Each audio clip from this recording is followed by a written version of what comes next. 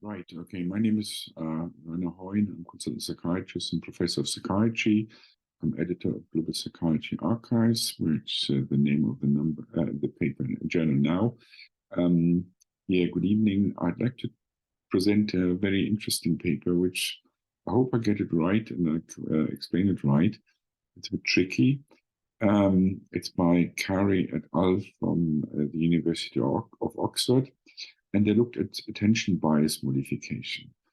So what they did is giving a task to people where they had a reaction task, and then they had a second condition where they um, showed noses and eyes, just to remind the fact that people with social anxiety sometimes have problems looking at eyes, and they avoid gaze.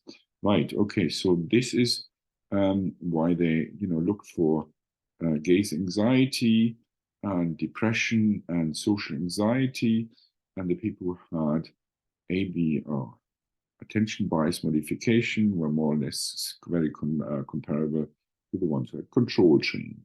So what was the coming back to the triggers? So usually people would see a focusing cross, then a nose or eyes.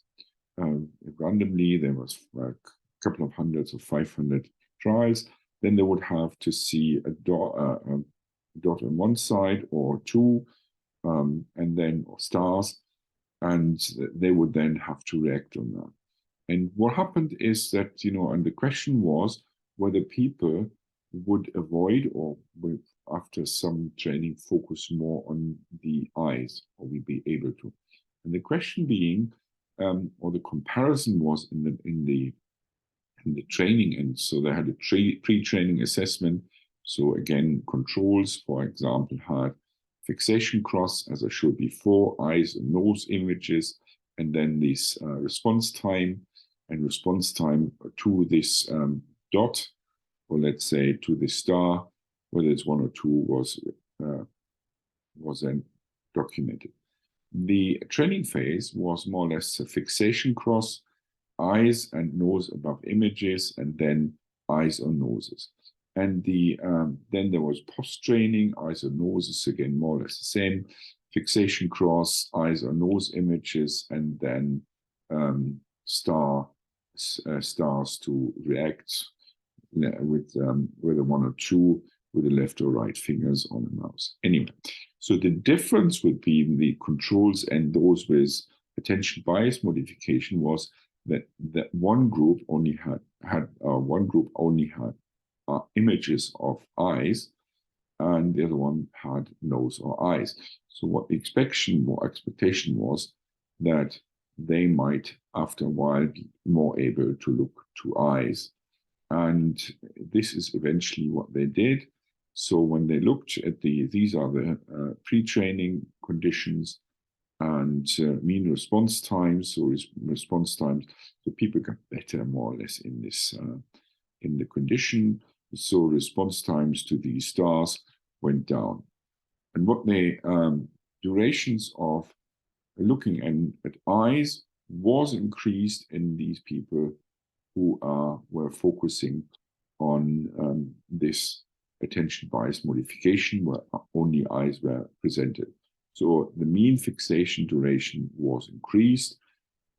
Sadly, there was no big difference. So the other one, the saccades were slightly increased towards eyes. So usually people have involuntary saccades. This was more or less what had changed. The other scores, let's say the whatever GAS scores, which is more or less the gaze assessment, and anxiety didn't change. But what these authors could show, and this is a question that with some presentation of eyes, which are then relevant and trigger some reaction time task, then they could monitor or could make people look more to eyes. And the assumption is this could be part or the start of the training. I think the problem with this study is that it's a very low study. Other control patients or non-anxious patients were not there. And the question is whether, let's say, simply by training people to look more into eyes, whether their social anxiety would change. But it's a pilot study, and at least something happened, and there's a hope that this will be examined further. Right, if you want to look at the paper, you can check our website, www.globalpsychiatry.co.uk.